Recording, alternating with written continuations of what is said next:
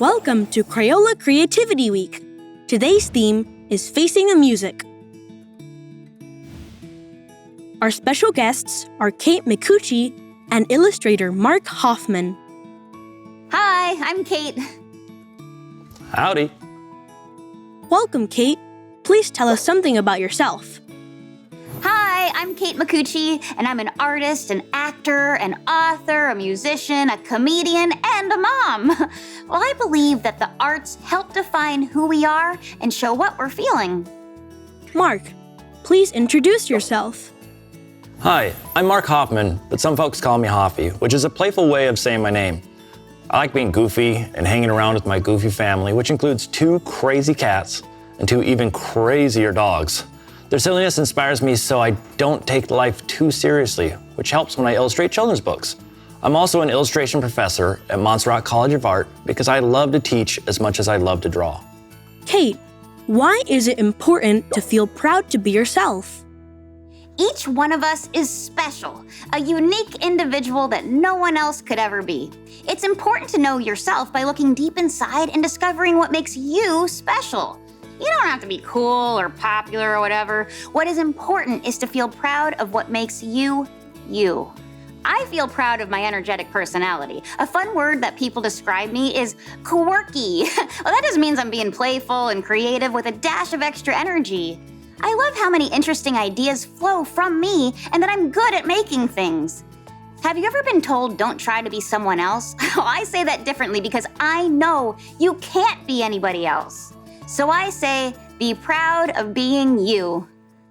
Kate, please read the book, The Note Who Faced the Music. The Note Who Faced the Music. Half Note didn't feel whole. She watched from the side of the staff as quarter note and eighth note jumped and jived to a toe-tapping tempo. Music to my ears, applauded composer. But Half Note pouted. Why do they get to have all the fun? We'll be in the next piece, said Whole Note. I'm sure of it. Half Note sighed. I hate having 2 beats. Why can't I be more like you? You're so confident, and you can fill a whole measure. Whole Note swelled proudly. I can't help it that I'm so big and beautiful. Not everyone can have 4 whole beats like me.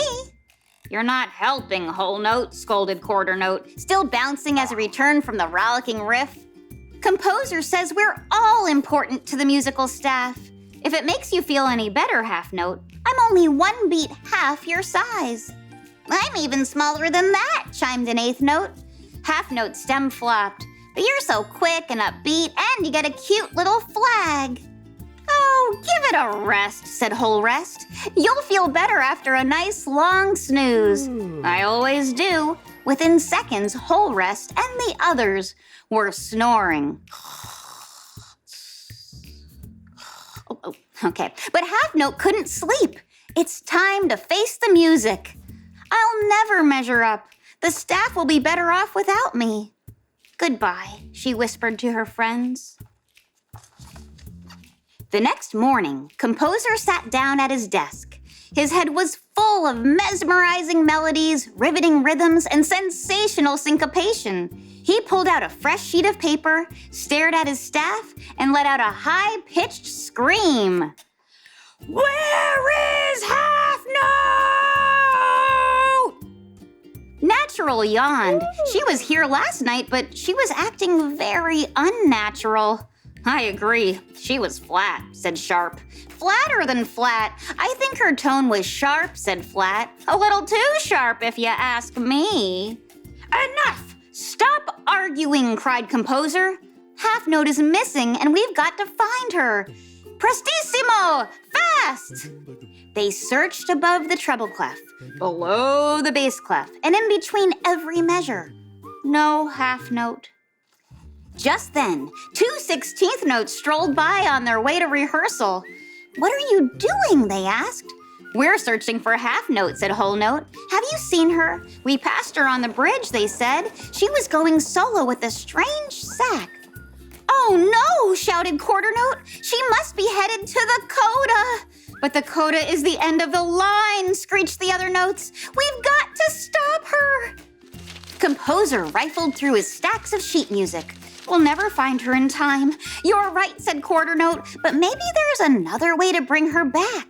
What if we play her favorite song? Impossible, said Whole Note. It's full of half notes.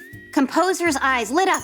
What a brilliant idea! Line up, everyone. I'm going to need each of you to fill in where half note should be. Ready?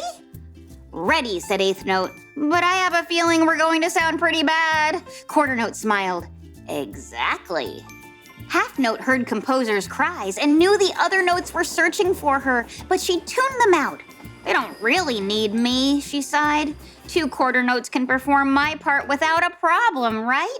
Her heart pounded forte like a bass drum. Well, this is it.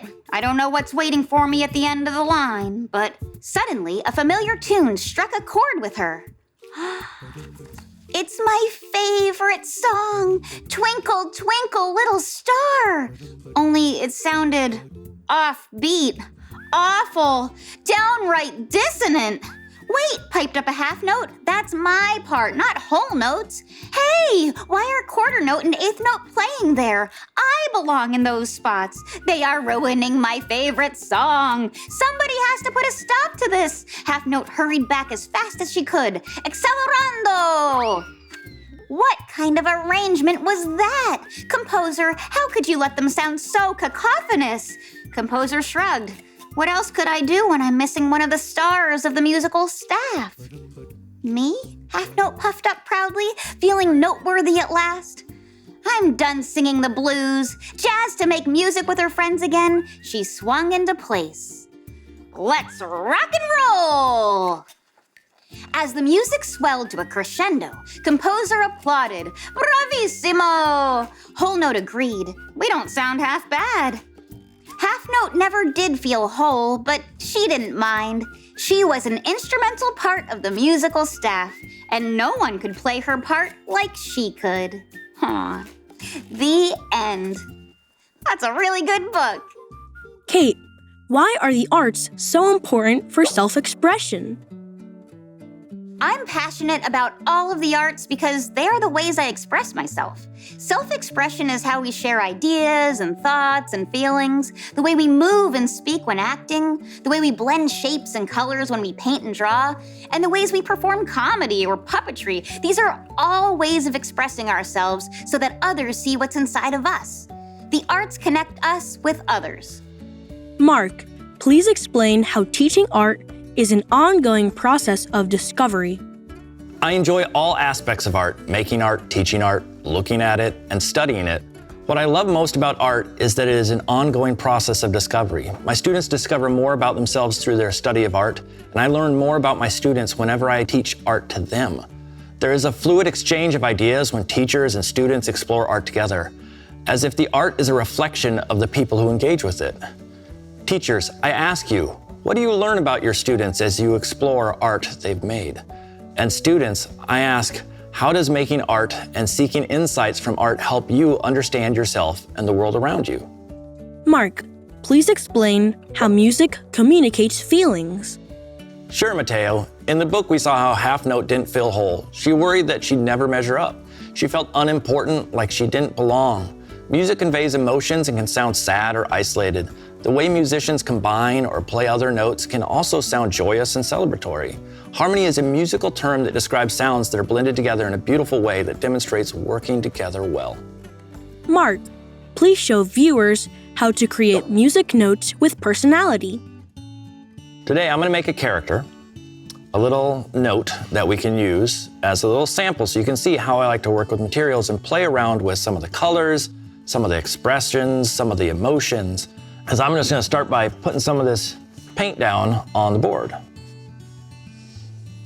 You don't have to be super careful. I like to mix colors. I like to put other colors together, and so I kind of move around and add this watercolor to make the shape that I want. And I move it around, and watercolor is really fun because you can sort of be super expressive and playful with it and not really know where it's going, just like when you're playing music. You can strum a few chords, you can sort of figure out the lyrics as you go along and play. Same thing with art. There are some really handy watercolor pencils that I can come and actually take the watercolor pencil, and while the paper's wet, if I draw with them, it actually sort of softens up the pencil and makes it act a little bit like paint. And eventually, I let this dry. And when it's dry, I end up with something like this. And so I'm gonna take handy dandy scissors, and I'm gonna cut out some legs, and I'm gonna cut out some arms. In this case, I wanna make this character act a little bit like a superhero, like they're flying through the air. And so I'm gonna cut out some arms, and I'm gonna put them down. So I have a little arm that goes there. I'm gonna take an arm here. I'm gonna put this in here. And I'm gonna grab some legs, and I'm gonna stick these down with some glue, a glue stick. But I'm gonna get some legs, and so I'm just cutting a piece of paper. But what's really fun is at a certain point, I get to add some expression. So I have something like this that I've put together as a little sample sheet of faces that I can use. So different emotions, different expressions, things that can essentially add a lot of character to this half note that I'm working with. So what happens if I make my eyes nice and big and round? Great, I can put an eye down, and I can grab another little sheet of paper and put another eye. And it doesn't have to be perfect. And those might be my eyes for my character. But I can also say, oh, you know what'd be really fun? Is I make a little sort of skinny eye so he looks a little more suspicious. He's a little worried about something. And I can come in and I can choose that eye instead. I can move them around before I decide where I want them to go. So even just taking a colored pencil, like a black colored pencil here, and just putting a little pupil right in the center, I can decide, oh, I like those eyes up high, I like them low. I can move them around wherever I think makes sense. And I might even, for the fun of it, now that I've done that, come back and say, wouldn't it be funny if I made two little teeth? Press it down, but there's my goofy teeth. And I start to think about how I'm gonna add some of those colors. And if I look, I have this little sheet that I made that talks about different expressive marks that you can make. So if something's loud, maybe you get really expressive with your lines and you move them around quite a bit. Or if it's quiet, maybe it's soft little circles. I thought about sad, maybe I imitate the idea of rain or tears, and happiness explodes. And so I come in and I start to say, well, this character looks like they're sort of jumping off this page. I might as well come take some pencils and some marks and think about movement. And so when I make lines, maybe I'll make those lines sort of move the direction of that movement. So if they're jumping from the bottom right to the upper left, maybe some of those lines move in that direction, right? And I keep building this up over and over and over again. And what I end up with is some finished characters. So the finished characters I've done here, we have that same half note, but in this case, I made them a little worried. I made them a little sad. We have a whole note that seems to be very, very happy. Arms, expression, all that kind of stuff flying out of the character.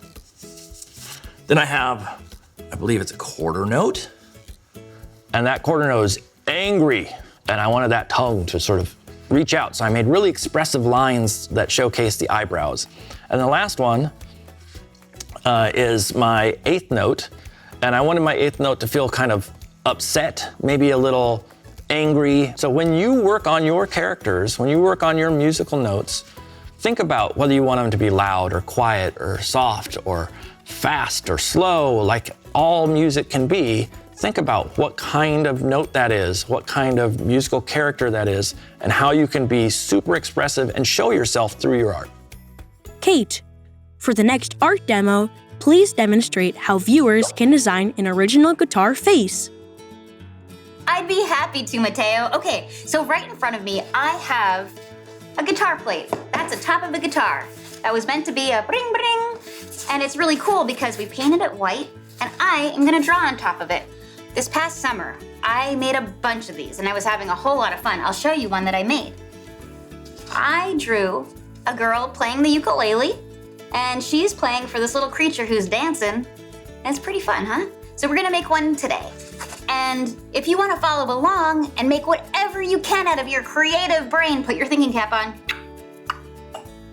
Okay, we got it? Download the thinking sheet. There's a guitar that you can draw on. Make up whatever you want. All right, here we go. I gotta tell you, when I start drawing, I never really have a plan. I don't really know what I'm gonna draw. Isn't that crazy? But it's kind of fun because it's like a little challenge in my brain. I think I'm gonna start, and once I start, I'm gonna make something. So okay, I'm gonna start with this big, fun marker, and let's give it a try. So this marker is a flat tip on the side, so I'm trying to keep the flat tip all the way around so it kind of has the same shape. But notice like following the shape of the actual guitar. So I'm making a kind of outline. Woo! It's like being on a ride. Woo! Okay, here we go. All right, now I like to draw little characters and little creatures, so I think I'm gonna make a creature. And since it's Creativity Week, I think I'm gonna make a creature drawing. Okay, and you know how I mentioned sometimes I like to put a thinking cap on? Maybe I'm gonna put a thinking cap on this creature, like a really weird creative thinking cap. All right, that's what I'm gonna do. Let's do it. All right, I'm gonna start with this thinking cap that I was talking about. I don't even know what this thinking cap's gonna look like, but it's like a little hat, and it's gonna have wires and things that will be like, hey, buttons that will help you think, and yeah, maybe an antenna and another antenna, because where are you gonna get your ideas from? And now I'm going to draw the little creature that's wearing the hat. He's smiling, he's got big teeth. All right, and a big eye, and another big eye, and an eyebrow, and another eyebrow. Look, that eyebrow's not even on his head, but that's okay. It's still expressing something. So now, we got the rest of this little guy's body. He's happy, he's drawing, he's feeling good. Maybe he's singing some notes as he draws. La la la la, la la la la la la, la la la la. La. That's the most beautiful song in the world. La la la la, la la la la la la. Okay, and maybe now let's find a different color. Woo, that's fun. Ooh, now let's do some more colors on this guy. Make some buttons yellow, and go with some green. You know when you're really concentrating and thinking, what can I make? And then you get a flash, like a flash of creativity? That's what's happening with this thinking cap.